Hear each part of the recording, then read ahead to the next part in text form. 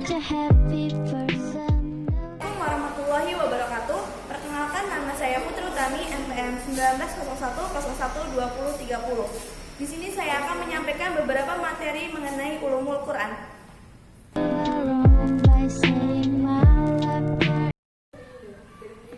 Baik, kita memasuki materi pertama, yaitu i'jaz Al-Quran. Secara etimologi, kata i'jaz adalah isi masdar dari a'jaza yu'jizu i'jazan yang mempunyai arti ketidakberdayaan dan ketidakmampuan. Jika kata i'jaz diambil dari kata kerja a'jaza i'jaza yang berarti melemahkan atau menjadikan tidak mampu dan ketidakberdayaan. Macam-macam i'jaz Al-Quran, yaitu yang pertama ada mukjizat material indrawi, artinya mukjizat yang tidak kekal. Maksudnya mukjizat jenis ini hanya berlaku pada nabi selain Nabi Muhammad SAW, dan juga mukjizat ini berlaku untuk zaman tertentu kapan mukjizat itu diturunkan.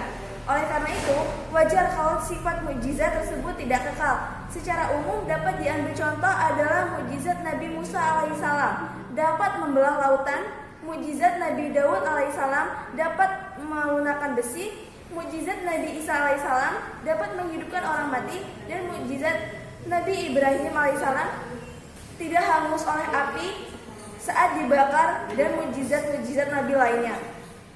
Selanjutnya yang kedua yaitu mukjizat imaterial. Artinya mukjizat ini bersifat kekal dan berlaku sepanjang zaman. Mukjizat tersebut adalah Al-Quran Al-Karim. Hal ini menurut Syahrul karena Muhammad atau sebagai penerima mukjizat ini nabi terakhir, sehingga mukjizatnya harus memiliki sifat abadi dan berlaku sampai dunia ini hancur.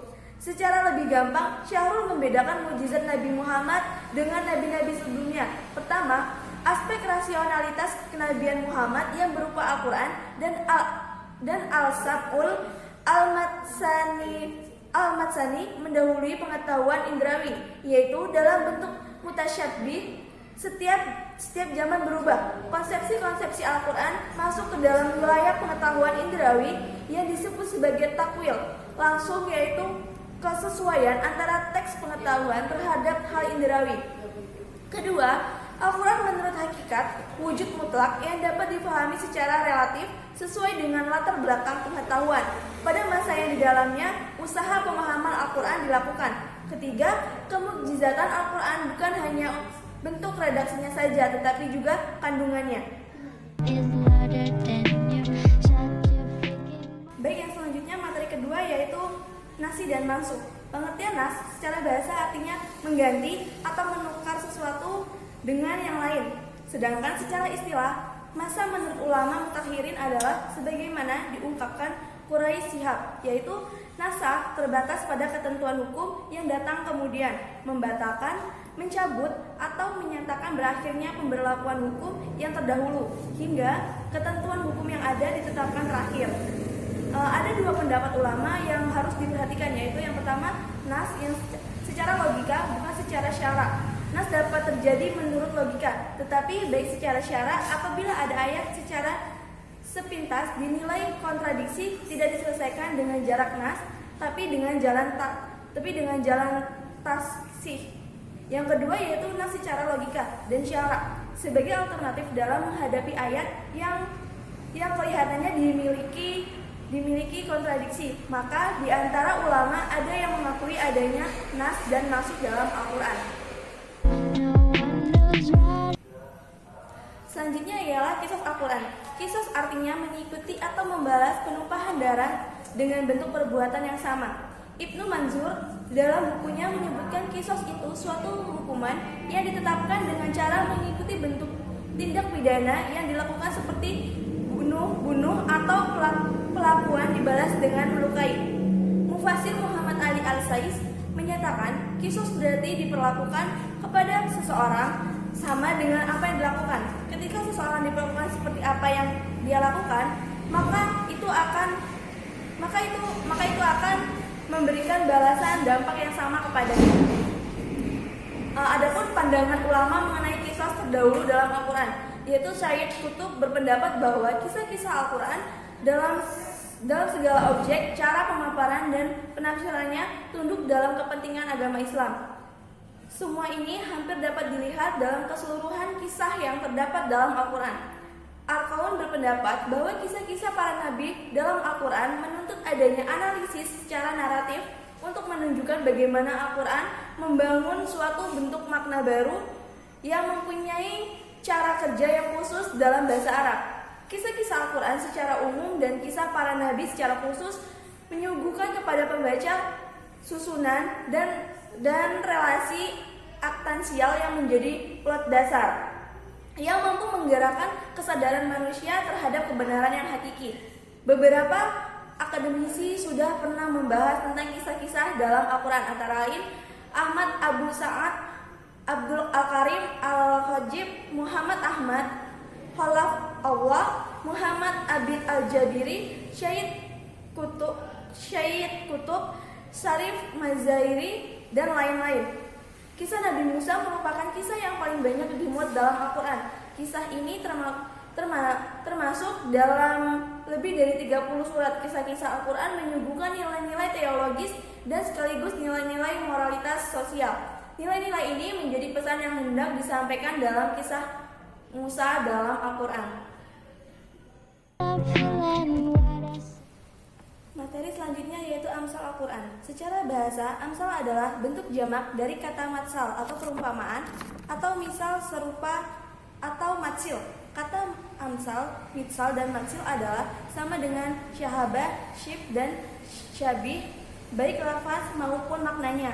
Sedangkan menurut istilah adalah beberapa pendapat menurut ulama. Menurut ulama ahli sastra, amsal adalah suatu ungkapan perkataannya yang dihikayatkan dan sudah populer dengan maksud menyerupakan keadaan yang terdapat dalam perkataan itu dengan keadaan suatu yang karenanya perkataan itu diucapkan, yakni menyerupakan seseorang keadaan dengan ada yang terkandung dalam perkataan itu.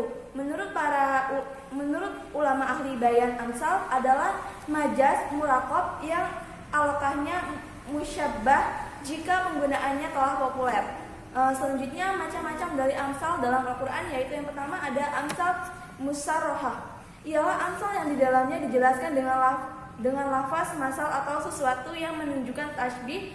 Amsal seperti ini banyak ditemukan dalam Al-Quran.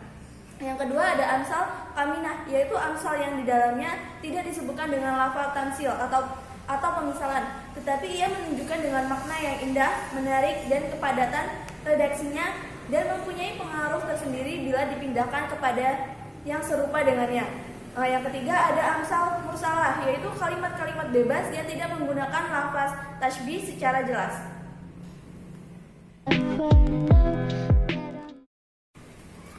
Selanjutnya yaitu ada materi aqsam Al-Quran. Aqsam adalah bentuk jamak dari qasam yang berarti alif dan al-yamin, yakni sumpah sihat. Asli qasam ialah fi'il atau kata kerja aqsoma atau ahlafa yang muta'adi atau transifkan dengan ba menjadi muqsam bih, sesuatu yang digunakan untuk bersumpah. Kemudian muqsam alaih yang dinamakan dengan jawab qasam. Adapun faedah dari qasam dalam Al-Quran, yaitu qasam merupakan salah satu penguat perkataan yang masyhur untuk menetapkan dan memperkuat kebenaran sesuatu di dalam jiwa. Al-Quran Al-Karim diturunkan untuk seluruh manusia, dan manusia mempunyai sikap yang bermacam-macam terhadapnya.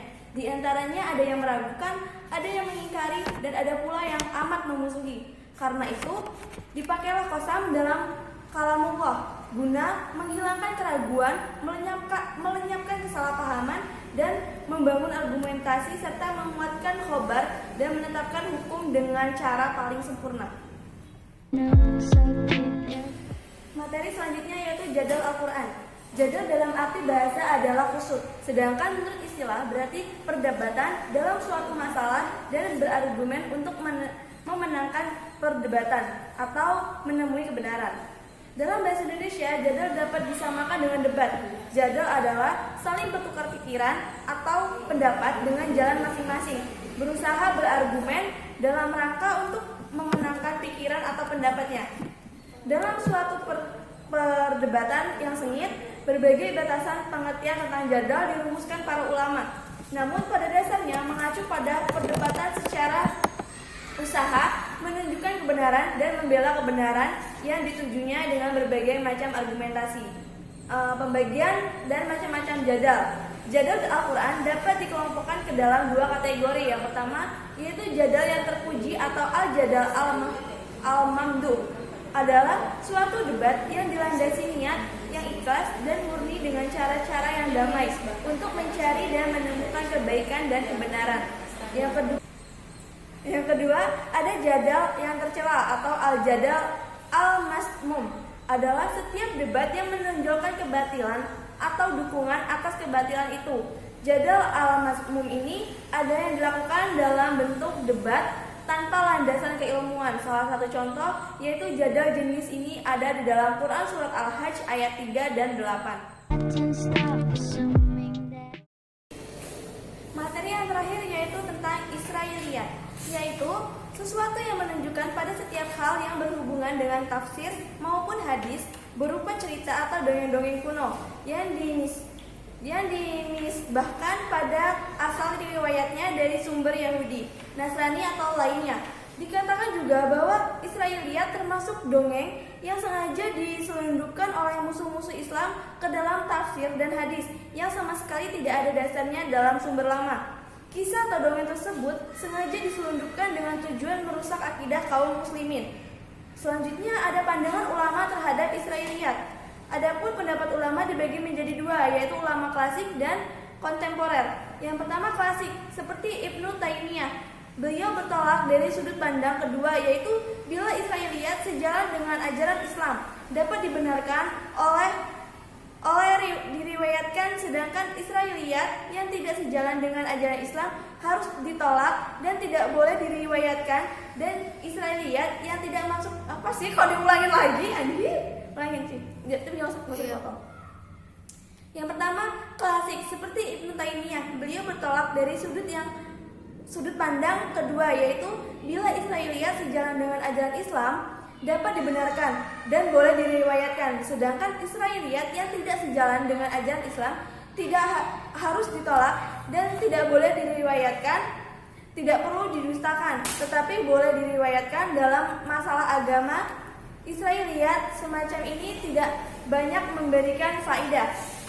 Sementara yang kedua, ulama kontemporer seperti Muhammad Abduh mengkritik kebiasaan ulama tafsir generasi pertama yang banyak menggunakan Israiliyat sebagai penjelas Al-Quran. Menurutnya, kebiasaan itu telah mendistorsi pemahaman terhadap Islam.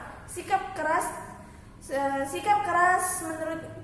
keras diperlihatkan oleh muridnya Rashid Ridho. Ia mengatakan bahwa riwayat-riwayat Israiliyat yang secara ekstrim diriwayatkan oleh para ulama sebenarnya telah keluar dari konteks Al-Quran. Adapun tokoh-tokohnya yaitu yang pertama Abdullah ibnu Salam, yang kedua ada Ka'ab al-Akhbar, yang ketiga ada Wahab ibnu Munabbih, dan yang terakhir yaitu Abdul al-Malik ibnu al-Aziz ibnu Jarij. Demikian itu tadi yang bisa saya sampaikan mengenai materi-materi ulumul Quran. Kurang lebihnya saya mohon maaf. Saya akhiri. Wassalamualaikum warahmatullahi wabarakatuh.